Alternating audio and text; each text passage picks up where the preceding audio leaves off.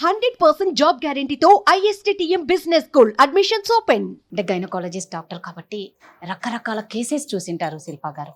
15 ఏళ్ళ సర్వీస్లో అతి క్రిటికల్ పొజిషన్ మీరు ఏది చూసి చాలా బాధపడి ఎమోషనల్గా, అంటే మీరు ఇందాక అన్నారు అలాంటి ఎమోషన్స్ మీకున్నాయి, బట్ పేషెంట్ మీ దగ్గరకు వచ్చినప్పుడు ఒక బిడ్డగా మీరు ట్రీట్ చేయాలి. మీరు తల్లులే బిడ్డగా ట్రీట్ చేసి ఇది క్రిటికల్ పొజిషన్ నుంచి మీరు వాళ్ళని బయటికి తీసుకొచ్చి ఇది నాకు చాలా హ్యాపీ ఇచ్చింది ఈ కేస్ అన్నది ఏముంటుంది? మీకు అన్ని హ్యాపీ మూమెంట్సే ఉంటాయి అందులో. ఎగ్జాక్ట్లీ అందులో ఏదైనా ఒక్కటి ఇంకా క్రిటికల్ అంటే ఇంకా మనం కొన్ని కేసెస్ హ్యాండ్ వదిలేస్తారు.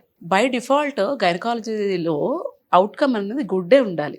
ఒక న్యూరో సర్జరీ అంటే బ్రెయిన్ సర్జరీనో హార్ట్ సర్జరీనో ఒకవేళ ఫెయిల్ అయింది, లేకపోతే ఇంత రిస్క్ ఉంది ఫెయిల్ అవడానికి, లేకపోతే పేషెంట్ డెత్ అవడానికి హై రిస్క్ కేసెస్ ఉంటాయి. బట్ గైనిక్లో outcome has to be good. ఎందుకు? ఏదో డెలివరీకి వస్తారు, లేకపోతే యూట్రస్ రిమూవల్ సర్జరీస్కో, ఓవేరియన్ సిస్ట్ రిమూవల్ సర్జరీస్కో ఇలాంటి వాటికి వస్తుంటారు. సో అవుట్కమ్ అన్నది ఎప్పుడు కూడా బాగా it has to be good. So ప్రతి కేసులోనూ చాలా సాటిస్ఫాక్షన్ ఉంటుంది.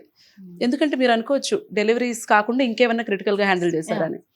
మీరు అలా అనుకుంటున్నారు కదా, కానీ ఒక లేడీకి చైల్డ్ బర్త్ అన్నది ఎన్నిసార్లు వస్తుంది? వన్స్ ఆర్ ట్వైస్ కదా. సో ప్రతి ప్రెగ్నెన్సీ ప్రెషియస్, ప్రతి లైఫ్ ప్రెషియస్. సో ఏ కేసు హ్యాండిల్ చేసినప్పుడు కూడా ఆ బేబీ డెలివరీ వాళ్ళకి ఇస్తున్నప్పుడు వాళ్ళకి ఎంత ఆనందం ఉంటుందో నాకు కూడా అంతే ఆనందం ఉంటుంది.